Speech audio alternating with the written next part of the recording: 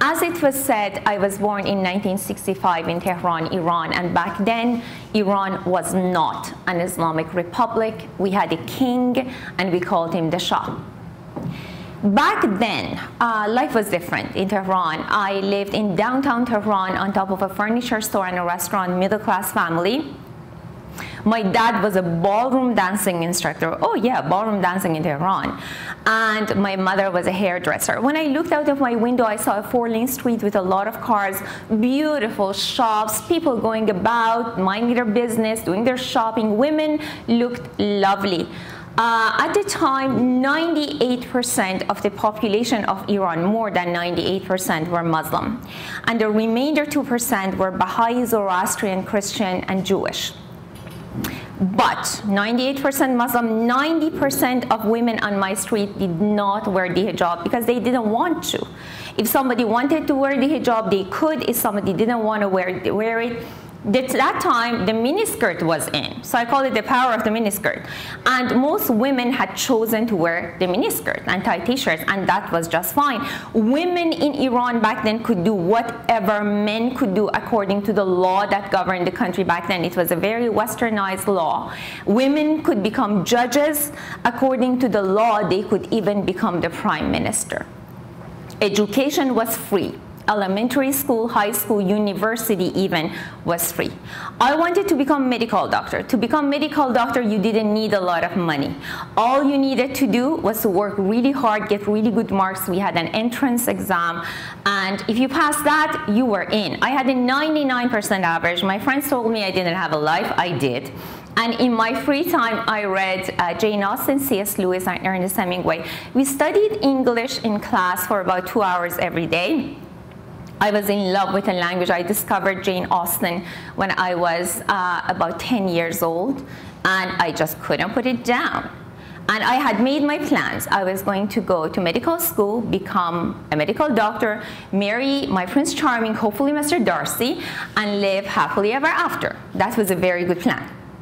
We owned a cottage by the Caspian Sea. I love going to the cottage here. I don't own one, but you know, friends have cottages.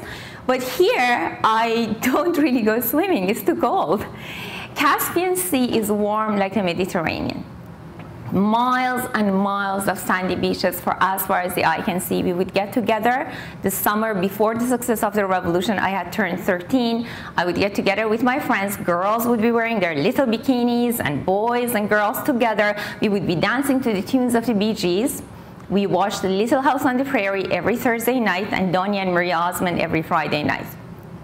That was life. I didn't have a care in the world except getting into medical school and finding my Prince Charming. And then when we got back home from the Caspian in 1978, there was a tank parked at my door. I had never ever seen a tank before. I asked my mother what's going on. She said, well, that's a tank. I said, oh, are they shooting a movie? She said, no, I think it's real. And it was real. There were soldiers with guns everywhere. And from my 13-year-old mind, it was very difficult to comprehend. Why were people so angry on the street? There were angry people yelling, death to America, death to Israel, death to everybody. I never heard death to Canada, but they probably didn't know where it was. But they were really angry. And of course, I didn't go to my mom to ask her, hey, what's going on? I went to a friend of mine, an 18-year-old boy, probably my Prince Charming that I had found back then. And I asked him, hey, what's going on? And he said, well, we have a revolution. And I said, ooh. What for? And he said, well, we want democracy.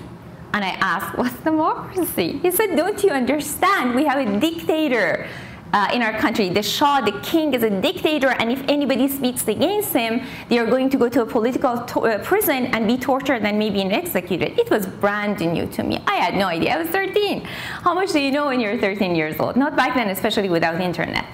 So I was learning a lot. I watched from my window as the Islamic Revolution unfolded. At the beginning, it was just a drizzle. Then it turned into a flash flood, and it did succeed. I'm not going to get into Iranian history right here, so I'll waste our time, but it did succeed for some reasons, and the Shah, the king, was ousted. And Ayatollah Khomeini, a religious man who had become a political leader as well and had been in exile for many years, he returned to Iran, and we had a free referendum. 98% of the people of Iran voted yes to an Islamic Republic. But if you ask the people on the street, what is an Islamic Republic? And I did, because I'm from a Christian family. My family were Christian. And as soon as they said Islamic Republic, all the alarm bells went off in my head and in the heads of everyone in my family. And everybody said, uh-oh, in an Islamic Republic, where are the Christians going to go? Where are the Jews going to go? Where are the Zoroastrians going to go? Where are the Baha'i going to go? So we were definitely worried. And when I asked the people on the street, they said, oh, don't worry about it. It's going to be great. Ayatollah Khomeini has promised freedom and democracy for everybody. Even water and electricity are going to be free for everyone, and it's going to be brilliant. I said, okay, sure, why not? Sounds wonderful. The schools reopened. They had been shut down for a while because of the violence on the streets. And it was great to be back, because I had been cut off from my friends for a couple of months, and no Facebook, just and the odd telephone call. And it was great to be back with my friends. We had so many stories to share about the days of the revolution. Everybody had an amazing, exciting story to tell. And it was fantastic being back, because up to that point it was Donny Osmond and the Bee Gees and Jane Austen, and now, oh my gosh, the amount of information out there. Everybody, all the cool kids in the school, and of course I always wanted to be cool, never quite made it, but I always wanted to be cool, and all the cool kids, they were reading Marx and Lenin. Now we are talking the 70s here, okay? Marx and Lenin were really cool back then, especially in Iran. So everybody was reading Marx and Lenin. I was attending the mass every day at my Catholic church it was called, the name of the street was Faransa Avenue. So I was attending mass every day, but I was also reading Marx and Lenin because I really wanted to be with the cool kids. And it was exciting. I mean, the amount of information coming at you. When you live in a closed society, you don't know that you live in a closed society until the doors open. So the information was fantastic. And then things began to change. I'm going to give you a little footnote here, because I'm just going to ask, how many of you have lived, I don't mean as a tourist, okay, have lived through a revolution? Raise your hand. Not so many. Nobody? Almost? Okay. So you need to know that horror in history doesn't happen overnight. It's not that you go to bed tonight and tomorrow you have Hitler, Mao, Stalin on your hands. It doesn't work that way. Horror happens little by little. There are danger signs everywhere, but because we are so busy with our routines, with going to work, paying our mortgage, doing our car payments, having fun, going to school, blah, blah, blah, we don't notice the danger signs. What are they? Certain books become illegal. Having a certain religion becomes illegal. Certain ethnicities are frowned upon. Some professors, teachers, journalists are being fired from their jobs. They are being forced into retirement. These are some of the first danger signs. And people don't notice them because it's not a big deal.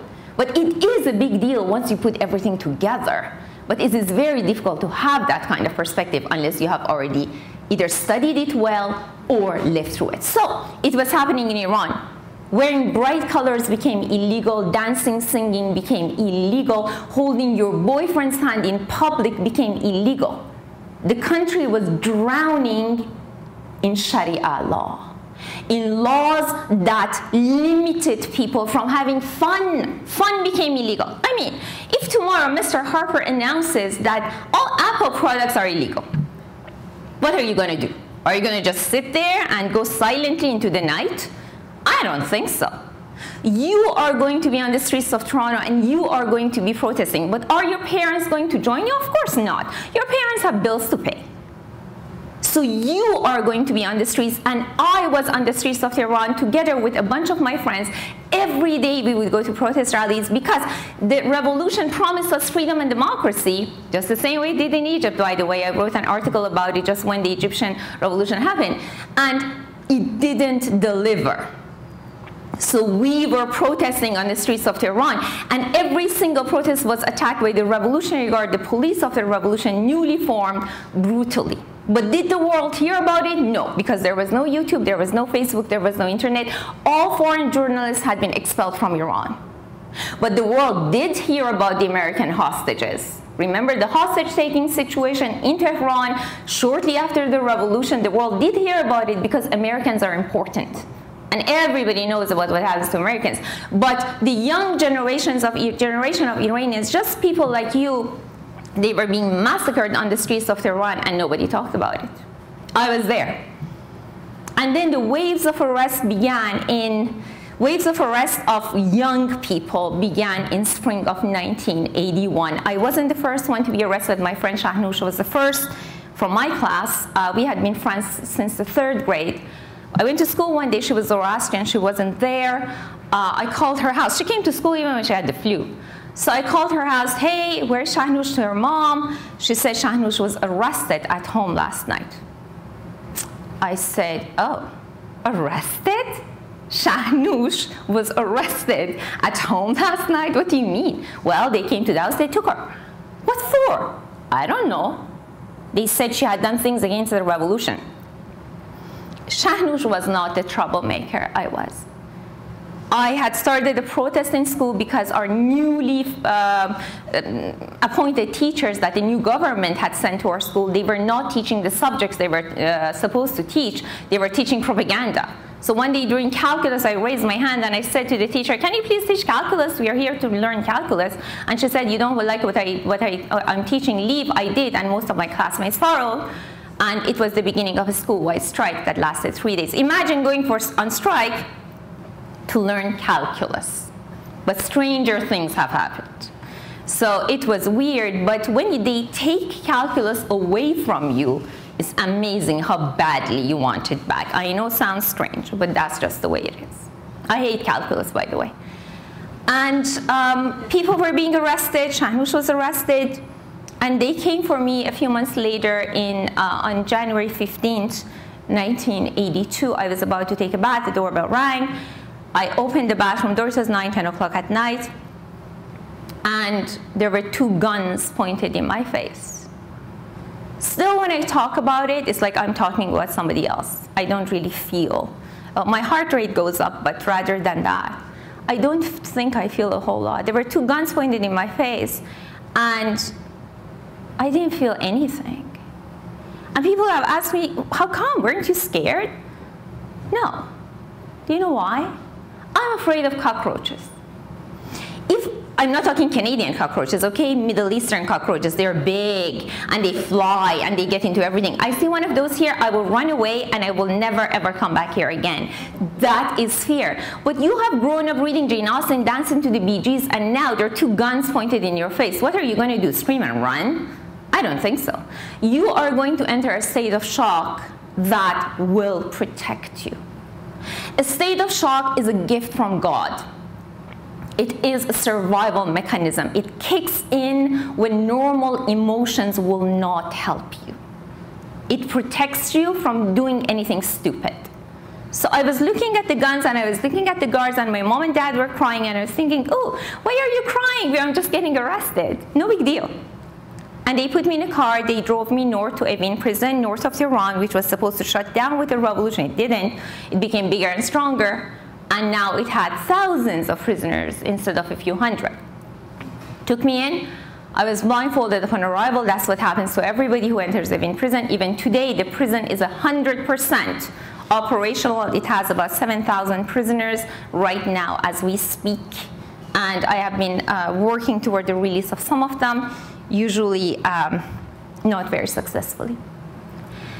So I was taken in, made sit down in a hallway. I could see a little bit from underneath the blindfold. There were hundreds of people sitting along those hallways waiting for something. Somebody came, called my name. I was taken for interrogation. They asked me the average questions. What's your name? You know, that sort of thing. And then they asked me, what have you done? Have you attended? The exact question was, have you attended any protest rallies against the government? I said yes.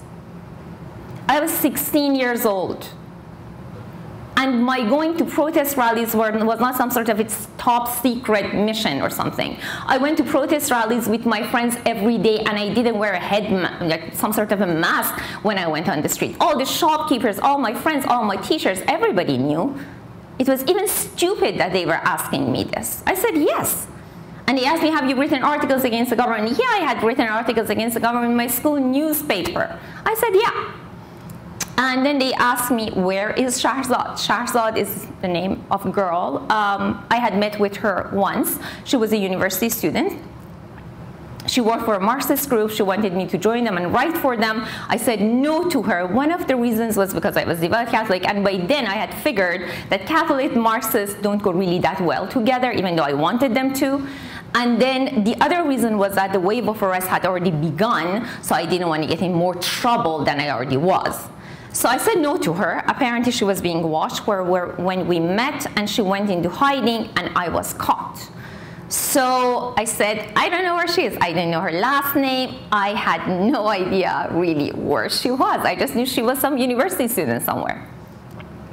And I said, I don't know. So they took me to another room, and they took off my blindfold. I was in a room with two men, and they handcuffed me.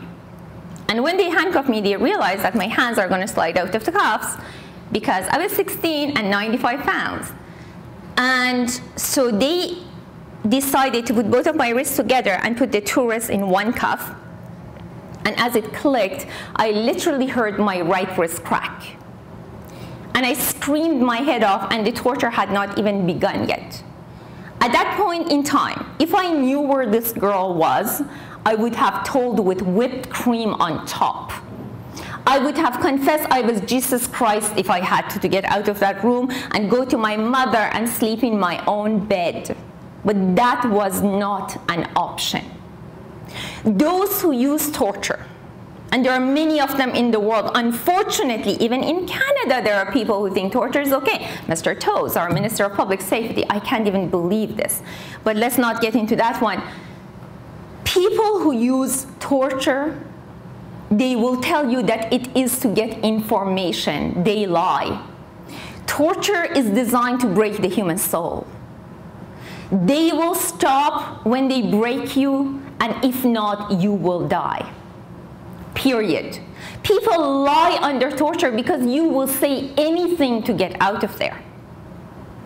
So they tied me to the bare wooden bed. I was lying down on my stomach. They took off my socks and my shoes, and they lashed the soles of my feet full force with a length of cable, the favorite method of torture in the Middle East. You know, the Chinese believe that your nerve ends are in your feet. They're right. I testify to that. Every strike, your whole nervous system explodes, and then it's magically put back together, and you're wide awake for the next one. It went on and on and on, and I was ready to sell my soul to the devil, but the devil was nowhere to be found. I would have been happy if he had shown up. So on, and then they eventually untied me, and I looked at my feet, and I laughed out loud because they looked like overgrown party balloons with toes on them. It was funny. And then they made me walk. Walking on your feet when you're like that, it's not as much painful. It is painful, but not as much as being tortured. But it makes the swelling go down. Why? Because they want to do it again. Now, why do they stagger it like that? Because if they keep on beating you, you will swell to the point that your skin would explode. It would break. And then you will die from infection. Don't forget, the point of torture is not killing you. If they want to kill you, they would tie you up and they would shoot you, or they would hang you. Torturing is hard work. Why? It is not economical. Why are they doing this? Remember, to kill your soul, not to kill your body. Killing the body is easy. Killing the soul is hard work, and that's what torture does. So it went on and on and on. And long story short, I was given a death sentence. A courtroom was a Sharia judge sitting behind a desk, passing verdicts every 30 seconds. I was given a death sentence along with a lot of other people, I mean in 30 seconds. And there were thousands of prisoners in prison, built for a few hundred. You don't have room to put people. What do? You kill them. Very simple. And I was sent to the cell block with a lot of other girls, and in the cell block, there were 60, 70 prisoners in a cell that was made for 5. So you put so many people in a small space, you run into problems. Hygiene non-existent, we were always starving, and there was one bathroom, there were a few cells. There was one bathroom for about 300 people. We spent our lives in the bathroom line. Now you're standing in the bathroom line, there are 300 people ahead of you, and you basically stand there all day, because by the time your turn comes, and you have to go to the end of the line for the next time. And you're standing there, names are being announced over the loudspeaker, so and so and so come to the office, and the people who are being called are going to be taken to be tortured, maybe even executed. And if your name is called, you're going to go, because if you don't, they will come and shoot you right there. So you have a better chance if you actually go nicely. And you learn that lesson really quickly. So names are being called to go to the office. They are going, you're standing there. What are we doing? By the way, this was a women's cell block. 90% of us, young girls under the age of 20. High school in hell. What are we doing? We do what young girls do best. We talked. What did we talk about? We talked about whatever makes you human. I didn't know what made me human until I stepped in Evin Prison and stood in bathroom line. It is your happy memories. Your happy memories, the people that love you and the people that you love. Because in a place stuck between life and death, all you have is your memories of the past.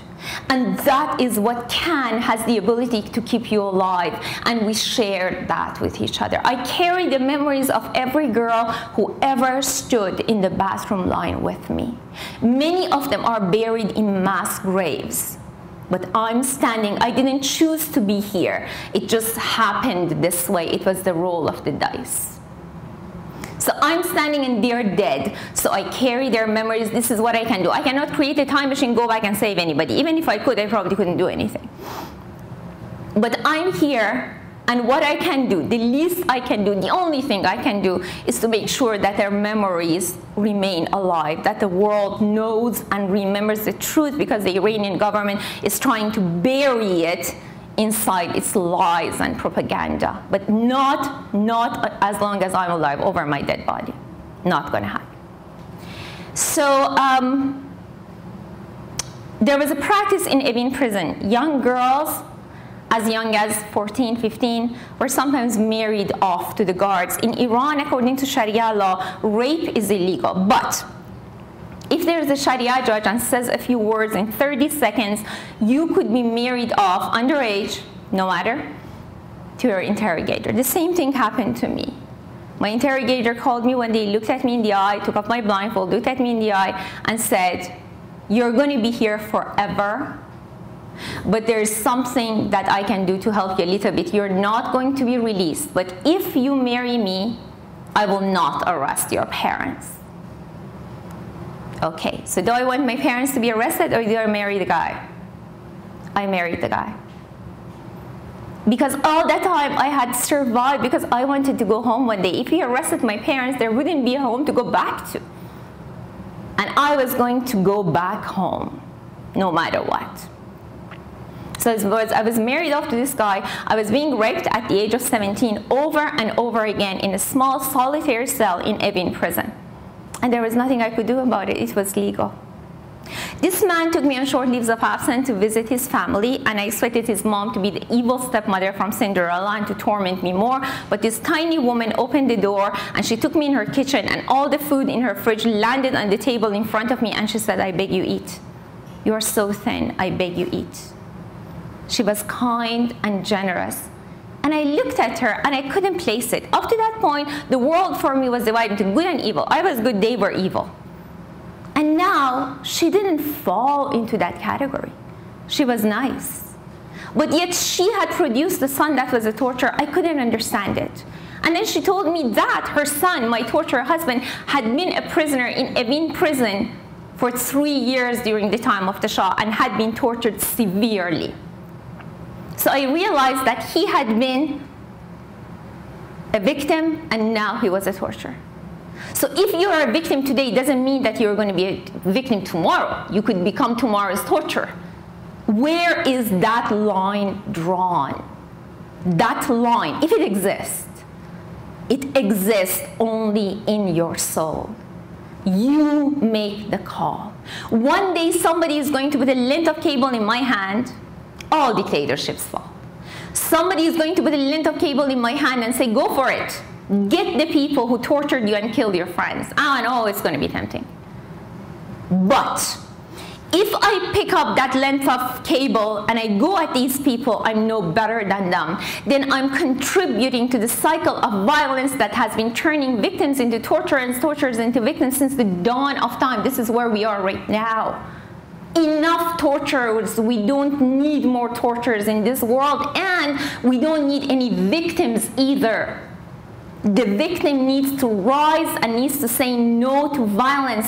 Let's remember, I'm not asking to forget, but I'm asking to forgive. But we also need justice, but justice and revenge are two very different things. I don't want to get into that argument right now.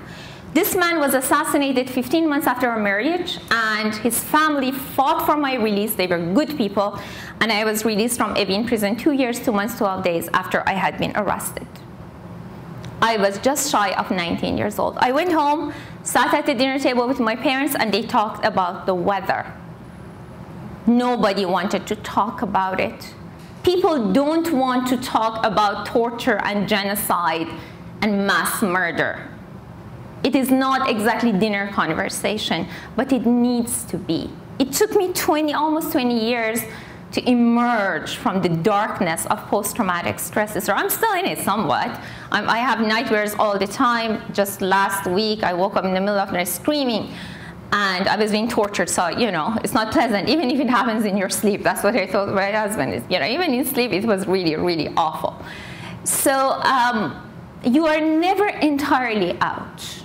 You kind of sit on the surface of it, and you just try to stay afloat. That's the best you can do. So here we are. What I do today, as I said, is try to remember and to make sure that the world knows and remembers, and that torture in any shape or form, in the name of any god or any ideology, is not advertised as a good deed, which is unfortunately what is being done in many countries in the world.